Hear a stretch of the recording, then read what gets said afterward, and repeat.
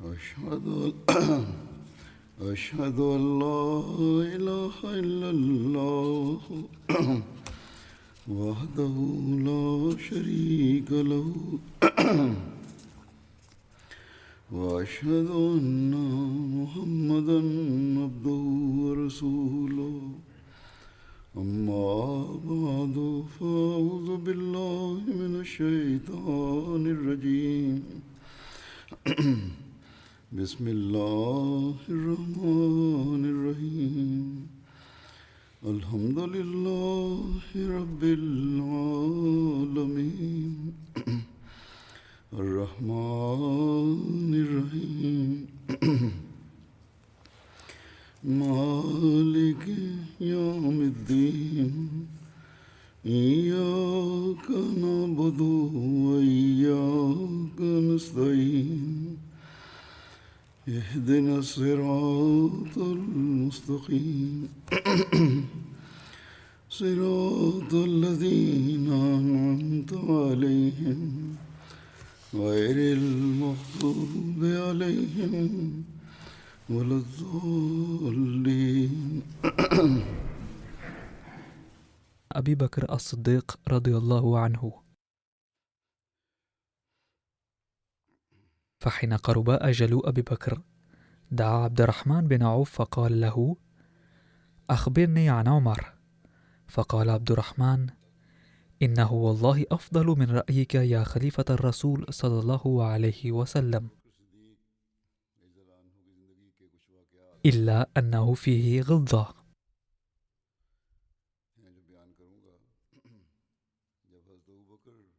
فقال أبو بكر: ذلك لأنه يراني رقيقا، ولو أفضى الأمر إليه لترك كثيرا مما هو عليه. وقد رمقته فكنت إذا غضبت على رجل أراني الرضا عنه، وإذا لنت له أراني الشدة عليه. ثم دعا أبو بكر عثمان بن عفان فقال له: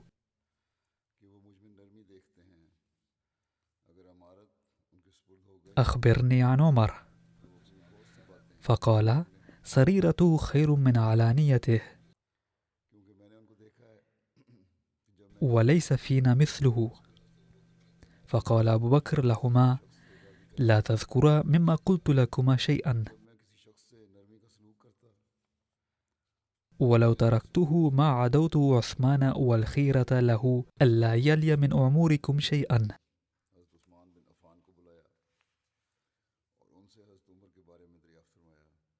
ولو وددت أني كنت من أموركم خلوا، وكنت في من مضى من سلفكم.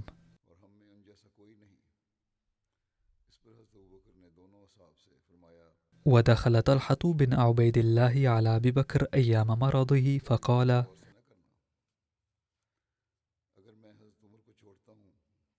استخلفت على الناس عمر، وقد رأيت ما يلقى الناس منه وأنت معه،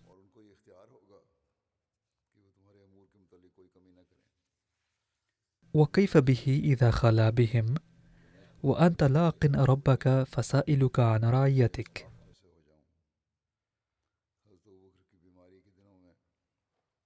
فقال أبو بكر وكان مستلقيا: أجلسوني.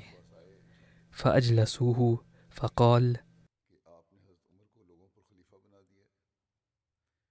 أبالله تخوفني؟ إذا لقيت ربي فسألني قلت: استخلفت على أهلك خير أهلك.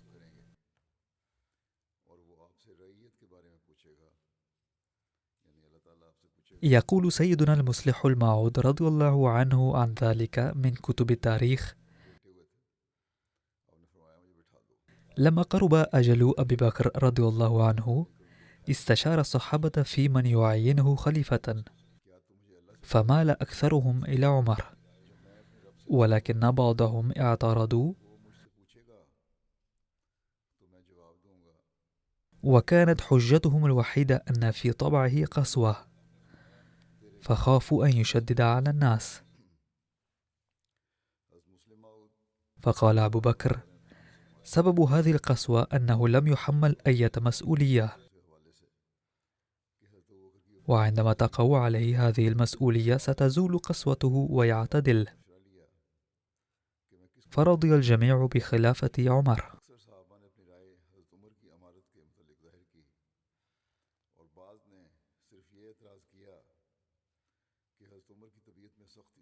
ولما تدهورت صحة أبي بكر الصديق رضي الله عنه خرج إلى المسجد مستندا إلى زوجته أسماء، ورجلاه تتخاذلان ويداه ترتعشان.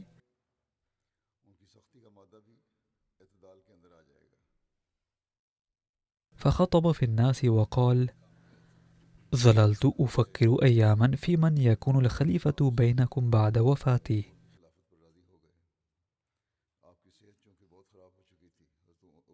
وارتأيت بعد كثير من التفكير والدعاء أن أعين عمر خليفة،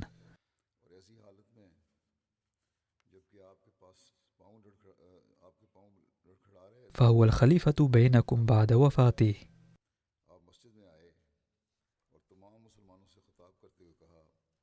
فرضي الصحابة وغيرهم جميعا بإمارة عمر، وبايعوه بعد وفاة أبي بكر.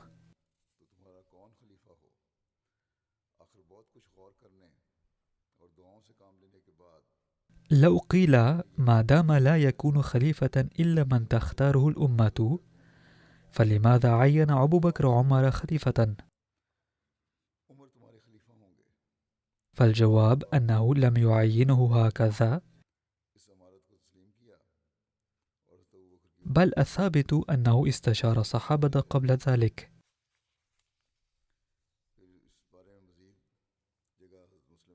كل ما في الأمر أن الخلفاء الآخرين انتخبوا بعد وفاة الخليفة السابق، أما عمر فانتخب في حياة أبي بكر. ثم إنه لم يكتف بإشارة بعض الصحابة في خلافة عمر وبإعلان خلافته، بل خرج إلى المسجد رغم ضعفه الشديد مستندا إلى زوجته وقال للقوم: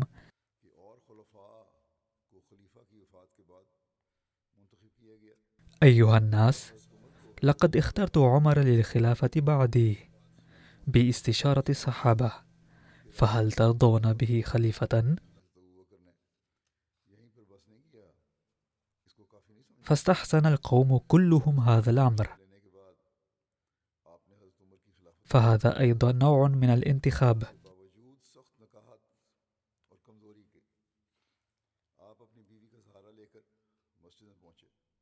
وعن مرض سيدنا أبي بكر الصديق رضي الله عنه ووصيته قد ورد في تاريخ الطبري كالتالي: أول ما بدأ مرض أبي بكر به أنه اغتسل يوم الاثنين ل7 خلون من جماد الآخرة، وكان يوما باردا فحمى 15 يوما.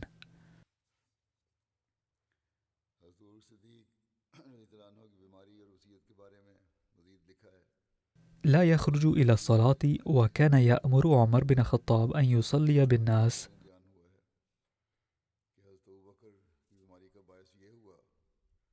ويدخل الناس يعودونه وهو يثقل كل يوم، وهو نازل في داره التي قطعها له رسول الله صلى الله عليه وسلم تجاه دار عثمان بن عفان اليوم.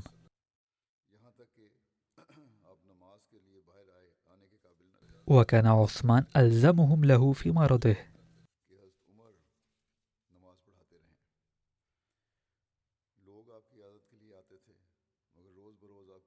ومرض 15 يوما، فقيل له: لو أرسلت إلى طبيب، فقال: قد رآني.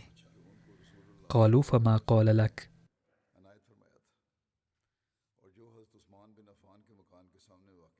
قال: إني أفعل ما أشاء.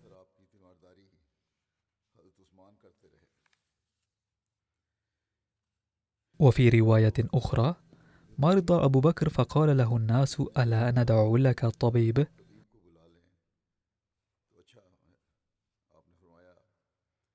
فقال: قد رآني فقال: إني فعال لما أريد.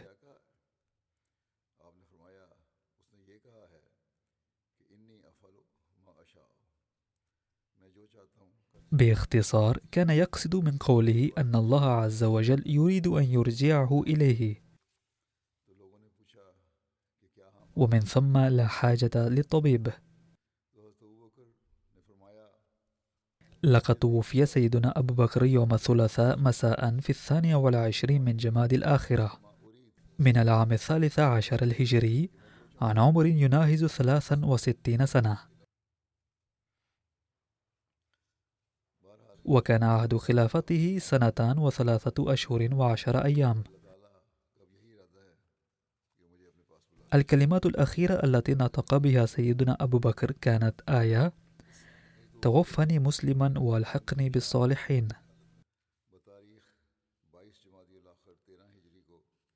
وكان نقش خاتم سيدنا أبي بكر: نعم القادر الله. وعن عائشة رضي الله عنها أن أبا بكر رضي الله عنه قال: انظروا بعد الفراغ من كفني ودفني إذا بقي شيء عندي، وإذا وجدتم شيئا فارسلوه إلى عمر. وكان قد أرسل كل شيء إلى عمر. ثم قال عن الكفن والدفن: انظري ثوبي هذا فاغسلي، وجعلي معه ثوبين آخرين لدفني. فقالت عائشة رضي الله عنها: هذا قديم، ينبغي أن يكون ثوب جديد للكفن. فقال: إن الحي هو أحوج للجديد، فالأفضل أن تعطي الثوب الجديد لحي من الأحياء. وعن عائشة رضي الله عنها إن أبا بكر الصديق رضي الله عنه أوصى أن توسله أسماء بنت عميس امرأته، وإنها ضعفت واستعانت بابنه عبد الرحمن، وكفن في ثوبين أحدهما غسيل، ويقال في 3 أثواب، وحمل على سرير النبي صلى الله عليه وسلم، وهو سرير عائشة رضي الله عنها الذي كانت تنام عليه.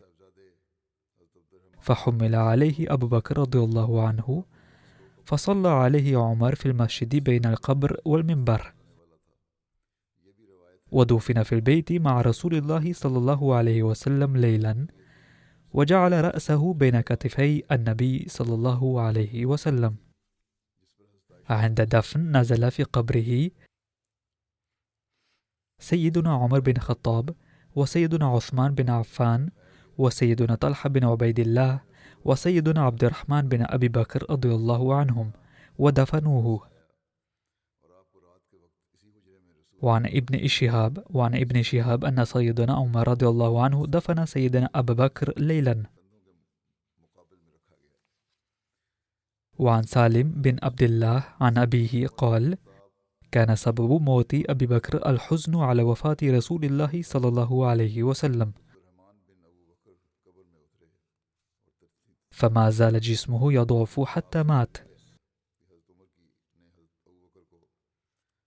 ذكر بعض أصحاب السير أن سبب وفاته رضي الله عنه كان الطعام الذي سممه يهودي، لكن عامة أصحاب السير فندوا هذه الرواية. وعن عائشة رضي الله عنها قالت: إن أبا بكر رضي الله عنه لما حضرته الوفاة قال: أي يوم هذا؟ قالوا: يوم الاثنين.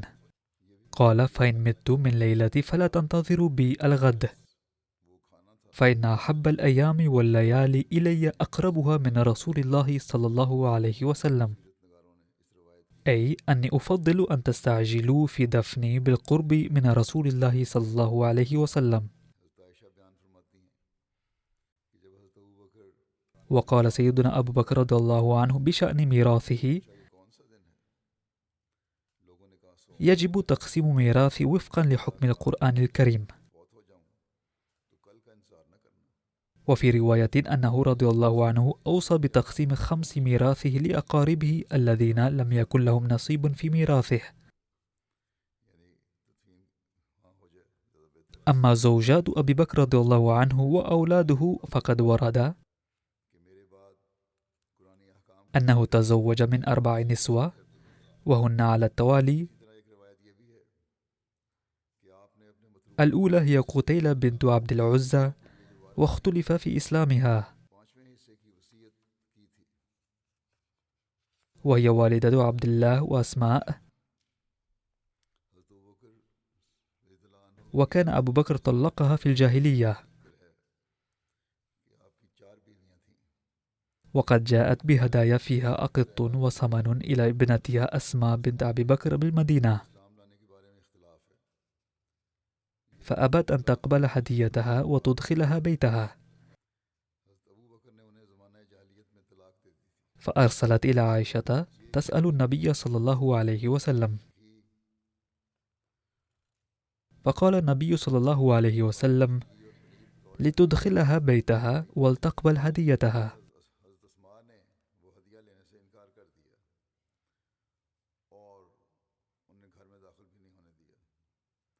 وزوجة أبي بكر رضي الله عنه الثانية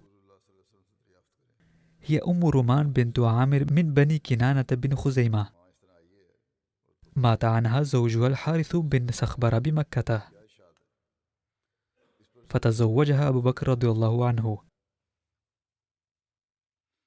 أسلمت في أوائل الإسلام، وبايعت رسول الله صلى الله عليه وسلم، وهاجرت إلى المدينة، ولدت عبد الرحمن وعائشة رضي الله عنهم. توفيت بالمدينة سنة 60 من الهجرة، ونزل النبي صلى الله عليه وسلم في لحدها ودعا لها بالمغفرة. والزوجة الثالثة هي أسماء بنت عميس بن معبد بن حارث، وكنيتها أم عبد الله.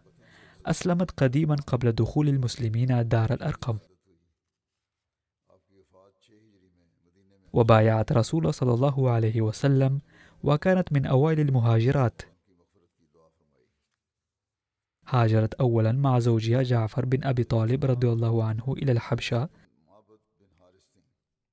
ثم هاجرت معه من هنالك إلى المدينة، واستشهد جعفر رضي الله عنه يوم مؤتة، فتزوجها سيدنا أبو بكر الصديق رضي الله عنه، فولدت له محمدا. والزوجة الرابعة لسيدنا أبي بكر رضي الله عنه هي حبيبة بنت خارجة بنت زيد بن أبي زهير الأنصارية الخزرجية،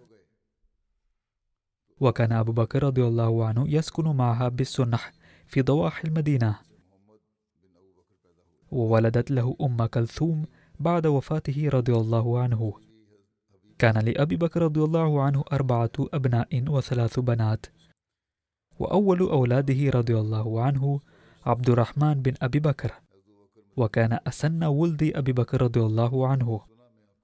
أسلم يوم الحديبية، وحسن إسلامه، وصاحب رسول الله صلى الله عليه وسلم، وكان مشهورا بالشجاعة والبسالة، وله مواقع محمودة ومشهودة بعد إسلامه.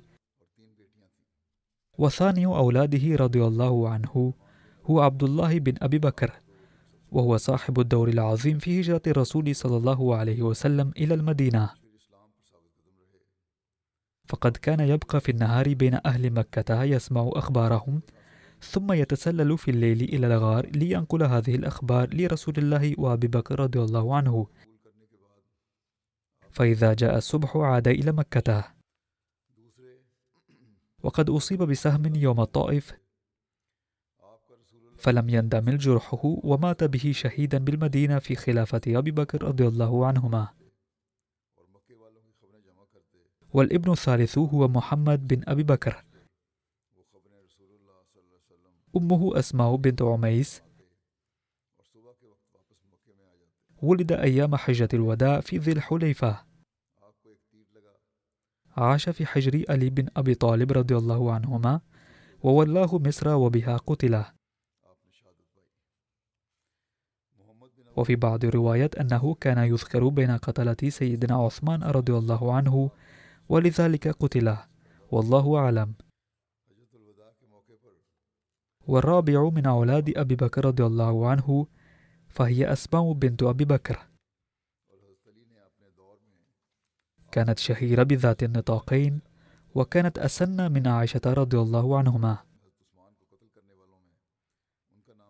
سماها رسول الله صلى الله عليه وسلم ذات النطاقين لأنها صنعت لرسول الله صلى الله عليه وسلم ولأبيها سفرة لما هاجرا، فلم تجد ما تشدها به فشقت نطاقها وشدت به سفرة، فسماها النبي صلى الله عليه وسلم بذلك. تزوجت من الزبير بن عوام رضي الله عنهما، وهاجرت إلى المدينة وهي حامل بعبد الله بن الزبير، فولدته بعد الهجرة، فكان أول مولود في الإسلام بعد الهجرة. بلغت أسماء 100 سنة، وتوفيت بمكة سنة 73 من الهجرة.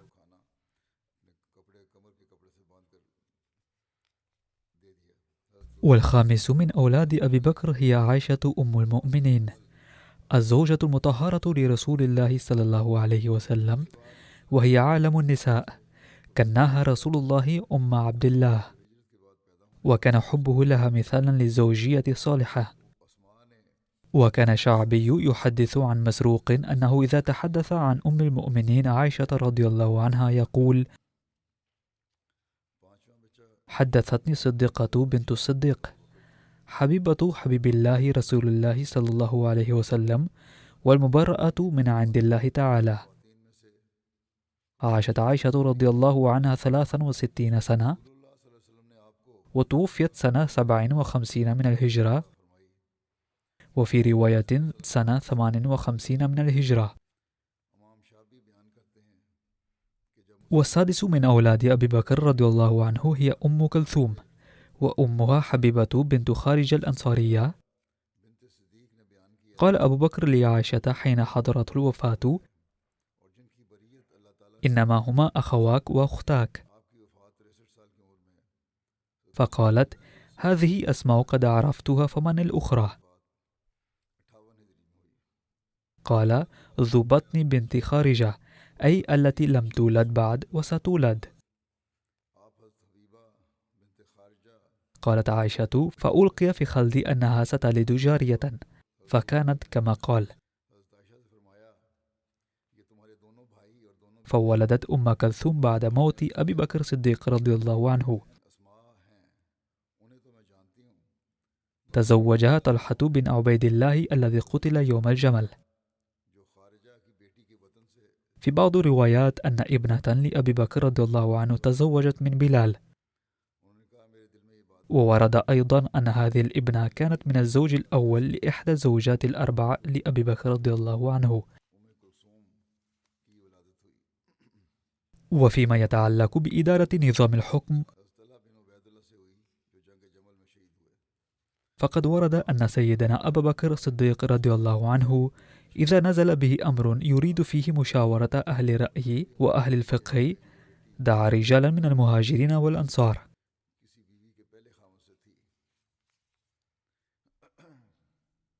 عمر وعثمان وعليا وعبد الرحمن بن عوف ومعاذ بن جبل وأبي بن كعب وزيد بن ثابت، أو جمع عددا أكبر من ذلك من المهاجرين والأنصار.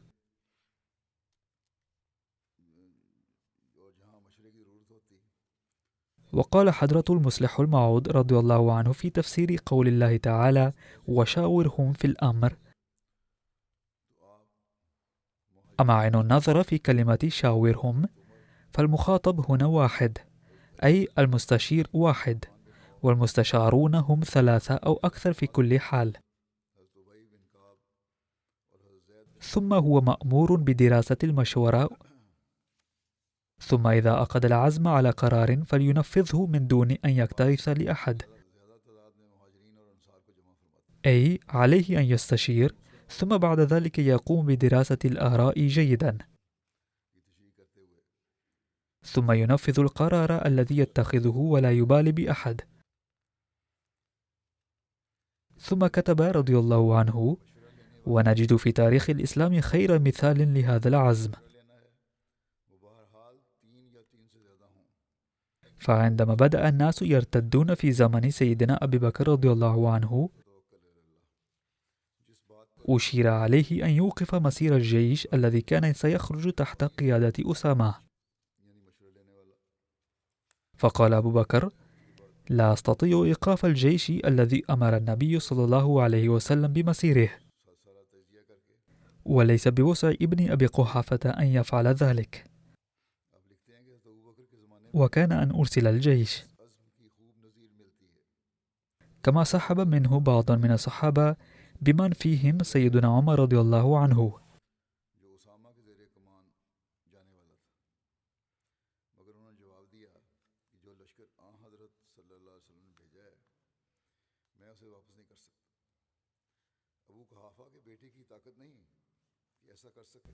وكذلك أشير عليه أن يعفي المرتدين من أداء الزكاة لعلهم يرجعون عن ردتهم وخشية ارتداد غيرهم،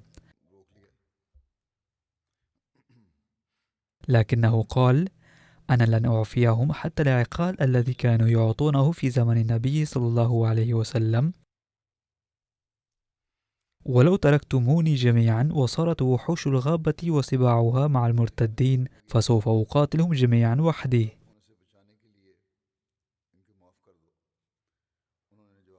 فهذا مثال رائع على العزم. ثم ماذا حدث؟ هل تعرفون؟ لقد فتح الله باب الفتوحات على مصراعيه. فتذكروا أن الإنسان حين يخاف الله فلا يتطرق إلى قلبه أدنى رعب من المخلوق، ولا يؤثر في قلبه أي تأثير.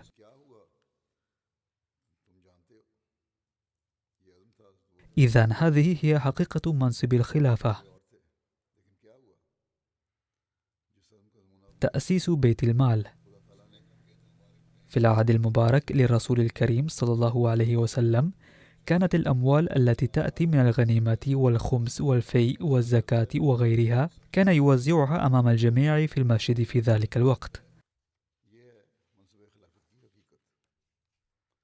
وعليه فيمكن أن يقال إن بيت المال بشكل أو بآخر كان قائما في عهد النبي صلى الله عليه وسلم.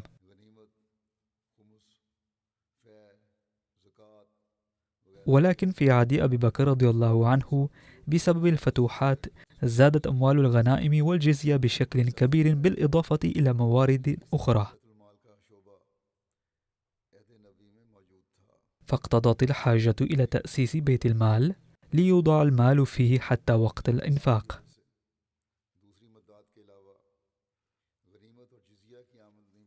فخصص رضي الله عنهم منزلا بمشورة كبار الصحابة، لكن بيت المال هذا ظل بالاسم فقط، لأن حضرة أبو بكر حاول دائما توزيع النقود والمال بمجرد وصوله.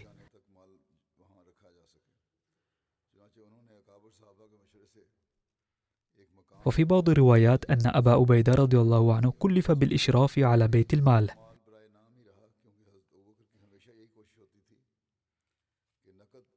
وفي عهد أبي بكر كان بيت المال بالسنح لا يحرسه أحد، فقيل له: ألا تجعل عليه من يحرسه؟ قال: عليه قفل.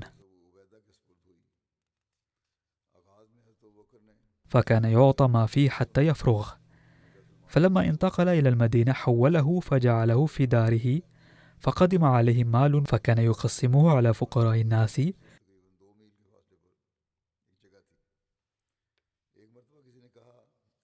فيسوي بين الناس في قسم، وكان يشتري الإبل والخيل والسلاح فيجعله في سبيل الله.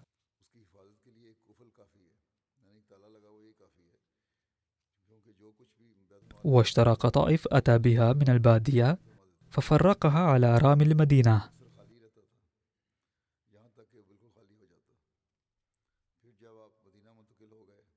لا بد أنه يكون قد وزعها مرارا، إلا أنه سجل مرة واحدة في الرواية.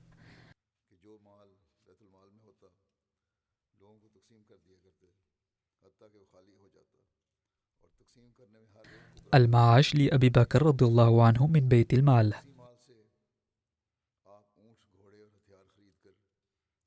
عن عائشة لما استخلف أبو بكر الصديق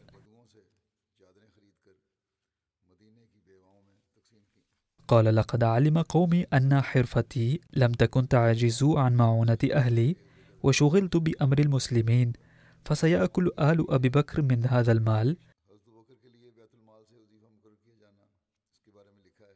ويحترف للمسلمين فيه.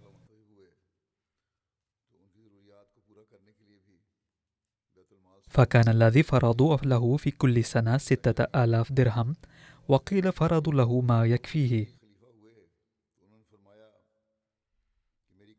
فكان أول حاكم فرضت له رعيته مالا. وفي رواية: لما استخلف أبو بكر أصبح غاديا إلى سوق، وعلى رقبتي أثواب يتجر بها.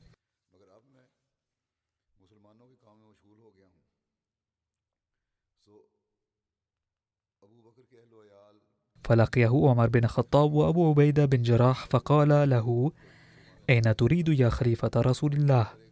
قال: السوق. قال: تصنع ماذا وقد وليت أمر المسلمين؟ قال: فمن أين أطعم عيالي؟ قال له: انطلق حتى نفرض لك شيئا.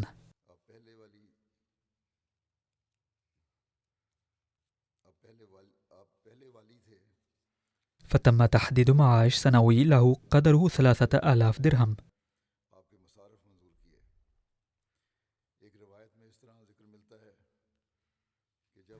حسب بعض الروايات كان يعطى له 6000 درهم سنويا.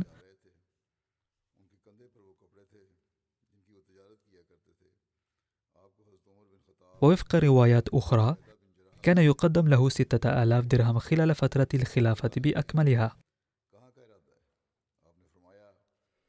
ويكاد يوجد إجماع في كتب السير أنه على الرغم من أن أبا بكر قد أخذ هذا المعاش من بيت المال لسد حاجاته وحاجات أسرته، إلا أنه عاد كل المال وقت وفاته.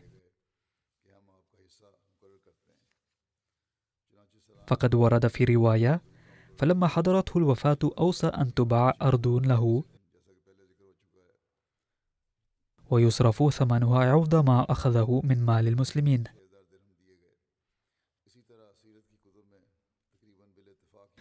وفي رواية إنه لما حضرت الوفاة قال لي عائشة: أما إن منذ ولينا أمر المسلمين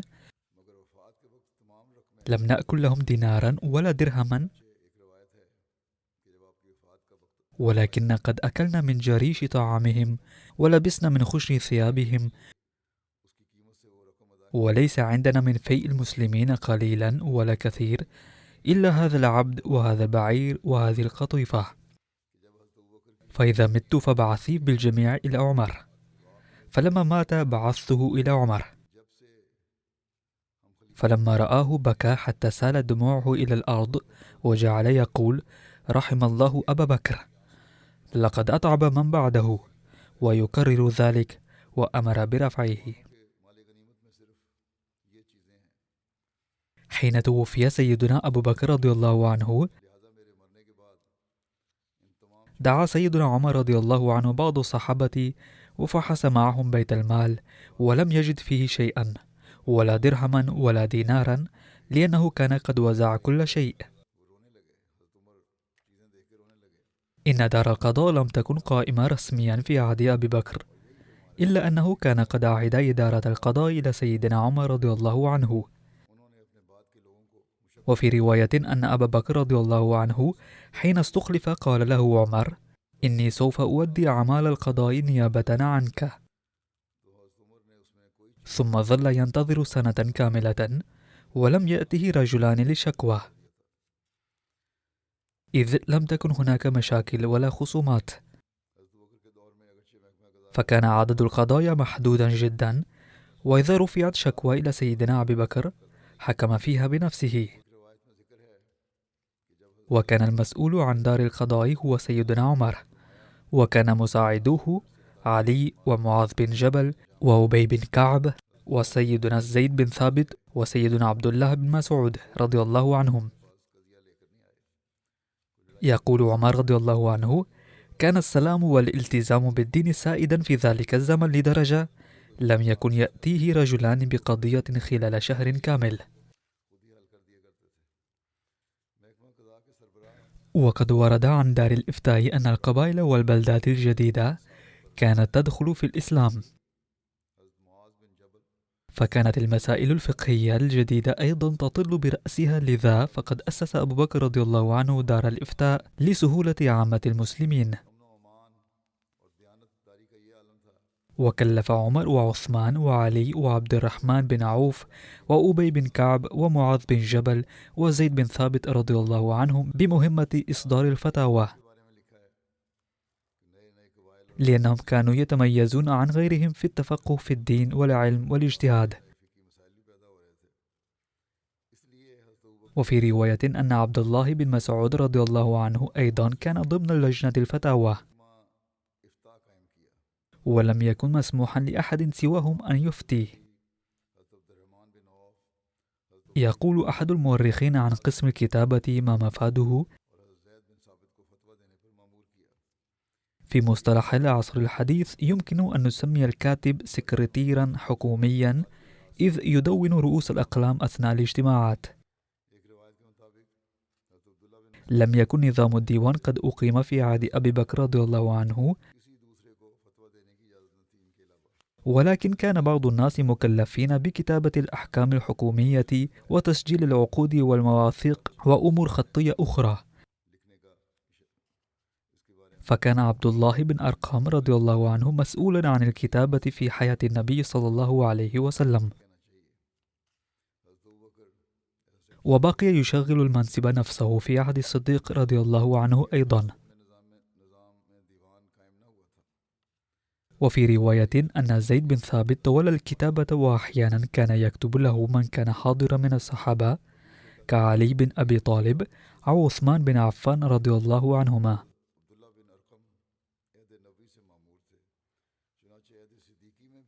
ثم هناك قسم الجيش. ورد عن ذلك أن في عهد حضرة أبي بكر رضي الله عنه لم يكن هناك قسم خاص للجيش، بل كان كل مسلم عند إعلان الجهاد جنديا، وكان الجنود في الجيش يوزعون بحسب القبائل، حيث كان لكل قبيلة أمير، وعلى كل الأمراء أمير الأمراء، وهذا المنصب بدأه أبو بكر رضي الله عنه. وكان حضرة أبي بكر رضي الله عنه دبر لنفقات القتال، بحيث كان يخصص من الأموال التي تأتي من شتى الوسائل مبلغا معينا لنفقات الجيش وشراء السلاح وحيوانات النقل، كما كان قد خصص مراعي معينة لإبل الجهاد وخيوله. كتب أحد أصحاب السير: كان النظام العسكري لحكومة أبي بكر رضي الله عنه أدنى إلى طريق أهل البدو الذي ساد بلاد العرب وقبائلها حتى قبل عهد رسول صلى الله عليه وسلم. لم يكن لدى الحكومة جيش نظامي، بل كانت الفروسية تجعل من كل عربي جنديا،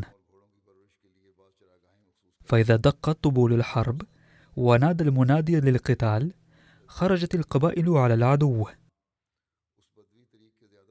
ولا يكلفون الحكومة المركزية شيئا من الأمتعة والأسلحة، بل كانوا يدبرونها بأنفسهم، وما كانت الحكومة تعطيهم أي راتب، وكانوا يعتمدون في معاشهم ما يغنمون في الحرب. فقد كانوا ينفلون 4 أخماس من غنائم الحرب، ويرسلون الخمس إلى الخليفة وهو يدخله في بيت المال، وبهذا الخمس كانت شؤون الحكومة البسيطة تنظم.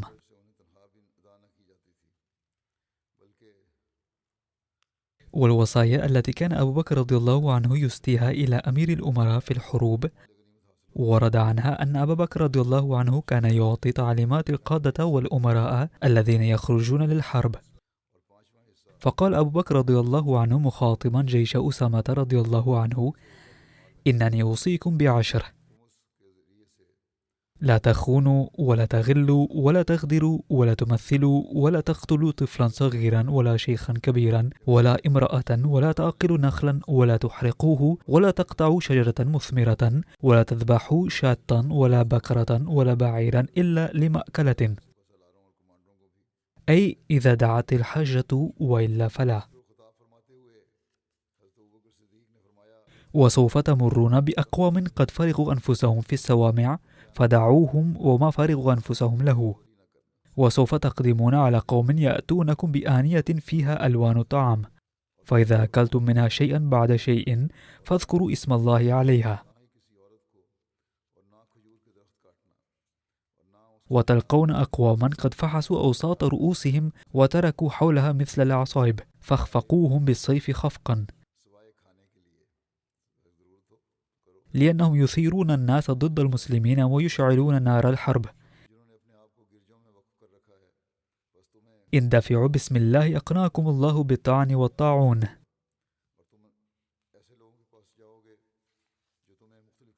كذلك قال أبو بكر رضي الله عنه ليزيد بن أبي سفيان رضي الله عنه حين بعثي إلى حرب الشام، وقد ذكرت ذلك من قبل أيضا في بعض خطب الماضية، وأذكر الآن بعض الأمور منها بالإيجاز مرة أخرى لأنها من الأمور المهمة للغاية وجديرة بأن يتذكرها كل مسؤول في الجماعة. قال أبو بكر رضي الله عنه: إني قد وليتك لأبلوك وأجربك وأخرجك، فإن أحسنت رددتك إلى عملك وزدتك، وإن أسأت أعزلتك، فعليك بتقوى الله فإنه يرى من باطنك مثل الذي من ظاهرك. وإن أولى الناس بالله أشدهم توليا له، وأقرب الناس من الله أشدهم تقربا إليه بعمله.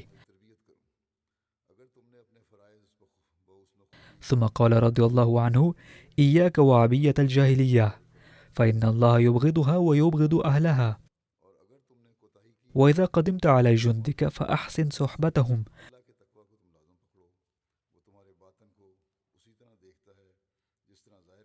وابدأهم بالخير وعدهم إياه. وإذا وعظتهم فأوجز، فإن كثير الكلام ينسي بعضه بعضا.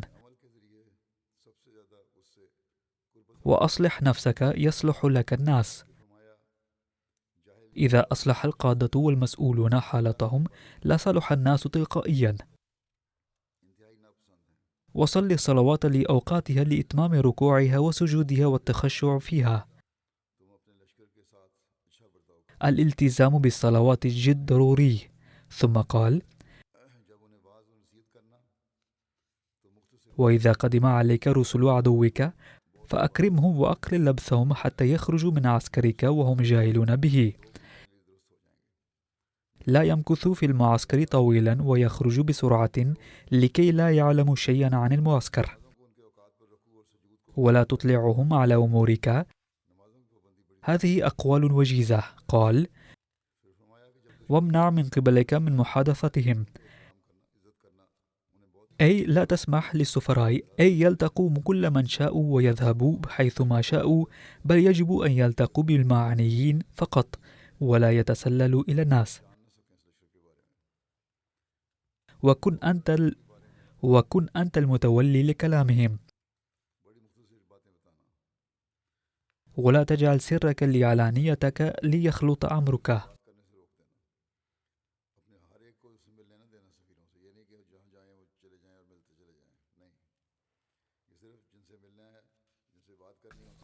أي أنت نفسك يجب أن تكون شديد الحذر عند الحديث مع السفراء.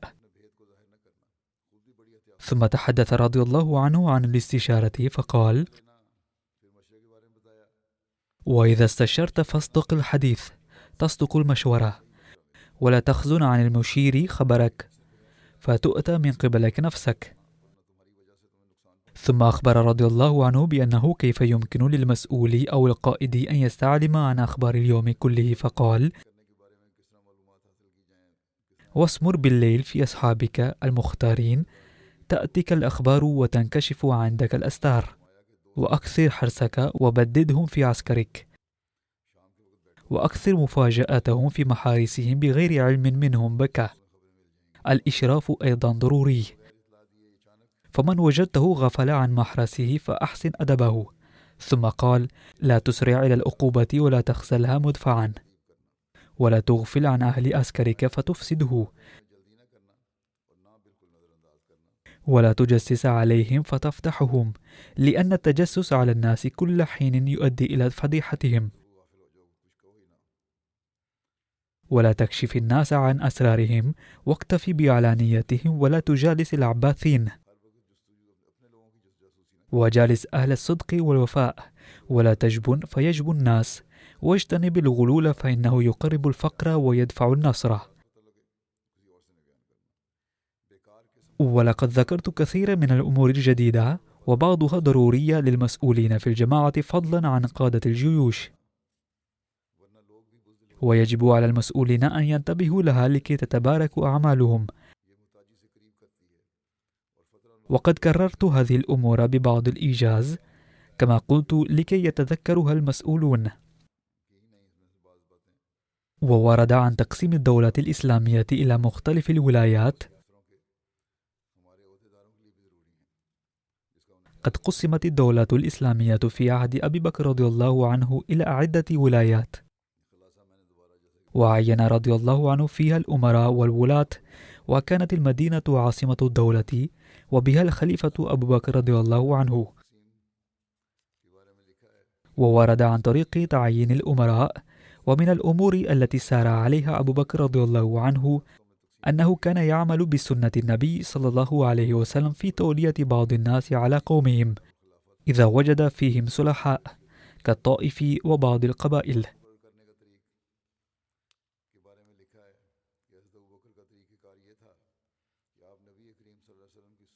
وكان أبو بكر رضي الله عنه عندما يريد أن يعين شخصا على ولاية يكتب للشخص المعين عهدا له على المنطقة التي ولاه عليها، كما أنه في كثير من الأحيان قد يحدد له طريقه إلى ولايته وما يمر عليه من أماكن، خصوصا إذا كان التعيين مختصا بمنطقة لم تفتح بعد ولم تدخل ضمن سلطات الدولة. ويتضح ذلك في حروب الردة وفتوح الشام والعراق. وقام الصديق أحيانا بضم بعض الولايات إلى بعض، خصوصا بعد الانتهاء من قتال المرتدين، فقد ضم أبو بكر كندة إلى زياد بن لبيد البياضي، وكان واليا على حضرموت، واستمر بعد ذلك واليا لحضرموت وكندة. لقد تمت مراعاة أسبقية الإسلام في اختيار المسؤولين في عهد أبي بكر، كما كان يتم تعيين أولئك الذين تربوا في مدرسة النبوة والذين كانت لهم صحبة مع النبي صلى الله عليه وسلم. وكانت الأولية لمن عينه النبي صلى الله عليه وسلم واليا في حياته. وكان دأبه في هذا الصدد أنه لم يكن يغير مطلقا شخصا عينه الرسول الكريم صلى الله عليه وسلم لمهمة ما. على سبيل المثال، عين الرسول صلى الله عليه وسلم أسامة قائدا للجيش، ولكن اقترح بعض الناس في وقت لاحق ولحكمة ما أن يتم تعيين أحد كبار الصحابة لهذا المنصب، لكن أبا بكر أبقى أسامة على هذا المنصب.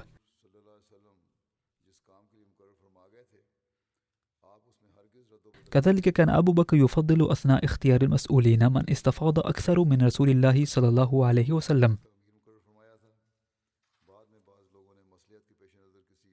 ولهذا السبب كان كثيرا ما يعهد مسؤوليات مختلفة لأولئك الذين اعتنقوا الإسلام قبل فتح مكة،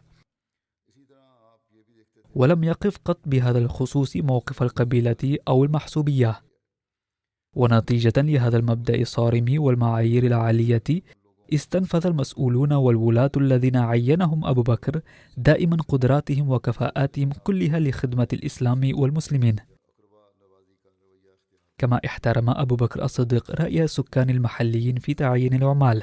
كان علاء بن حضرمي حاكم البحرين أثناء العهد النبوي، ولسبب ما تم نقله من هناك في وقت لاحق. ثم أثناء خلافة أبي بكر طلب منه أهالي البحرين إعادة علاء بن حضرمي إليهم. فقام أبو بكر بتعيين علاء بن حضرمي حاكما على البحرين ووعده إليهم.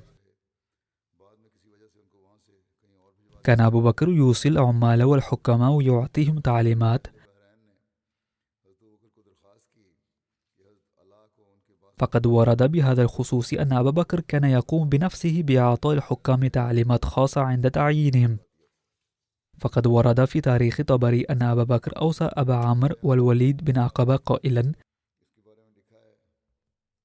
اتق الله في السر والعلانية، فإنه من يتق الله يجعل له مخرجا ويرزقه من حيث لا يحتسب، ومن يتق الله يكفر عنه سيئاته ويعظم له أجرا، فإن تقوى الله خير ما تواصى به عباد الله. إنك في سبيل من سبل الله لا يسعك فيه الإذهان والتفريط والغفلة عما فيه قوام دينك وعصمة أمرك، فلا تني ولا تفتري. عن المستورد بن شداد قال: سمعت النبي صلى الله عليه وسلم يقول: من كان لنا عاملا فليكتسب زوجة، فإن لم يكن له خادم فليكتسب خادما، فإن لم يكن له مسكن فليكتسب مسكنا.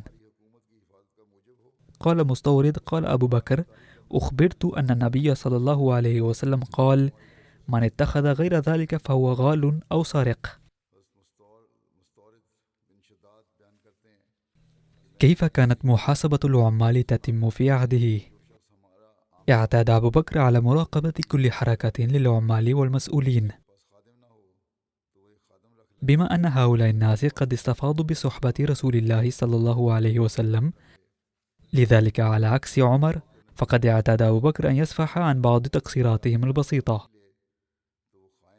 وورد في تاريخ طبري أن أبا بكر لم يكن يسجن عماله وولاته،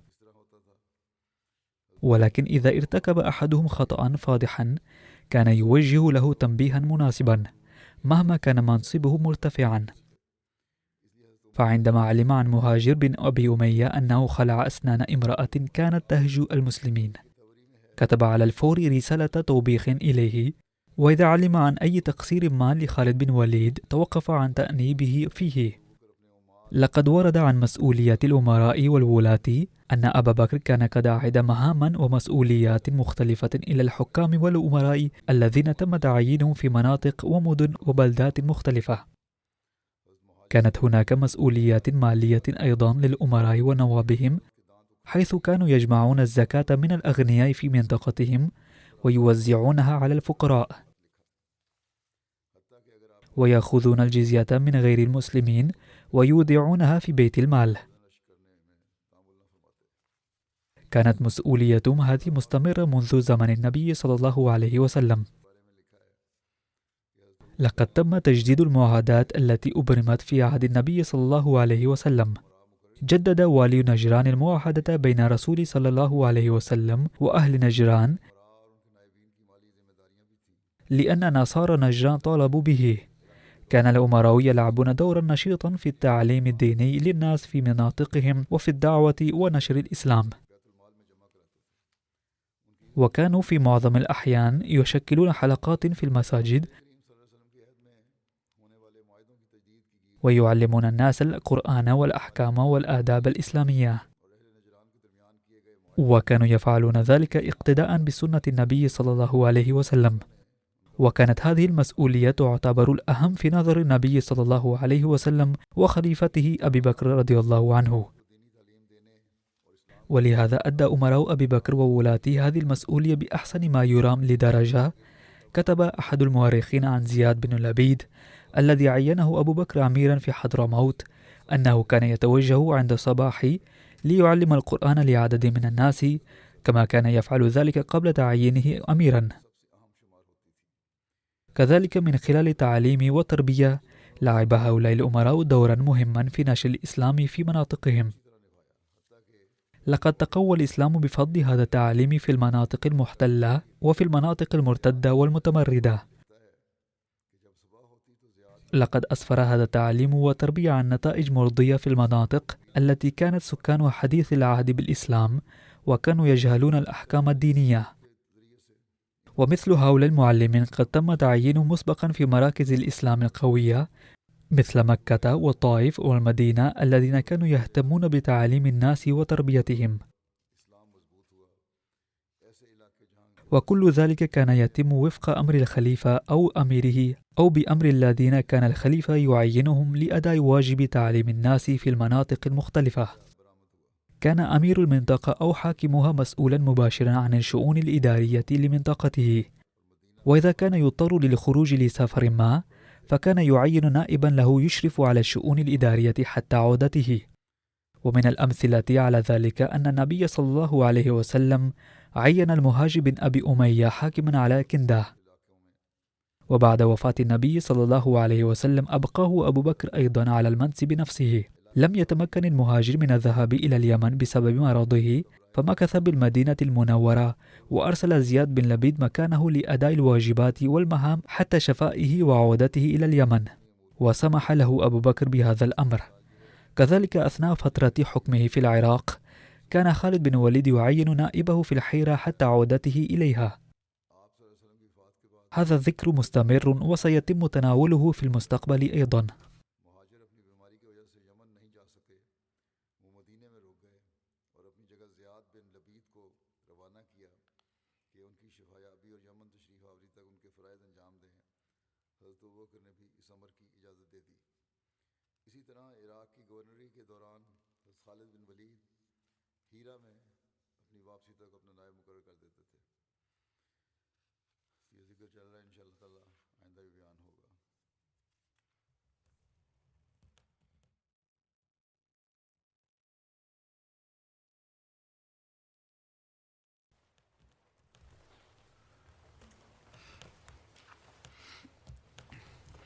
الحمد لله الحمد لله نحمده ونستعينه ونستغفره ونؤمن به ونتوكل عليه ونعوذ بالله من شرور أنفسنا ومن سيئات أعمالنا. من يهده الله فلا مضل له ومن يضلله فلا هادي له. ونشهد أن لا إله إلا الله ونشهد أن محمدا عبده ورسوله.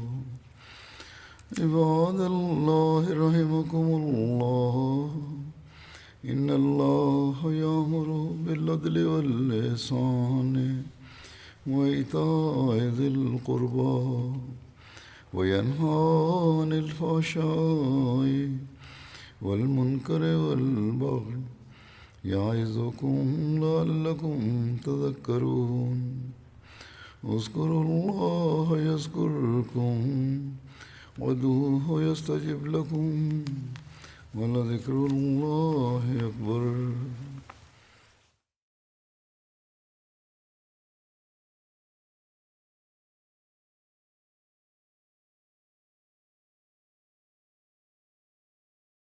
ما كان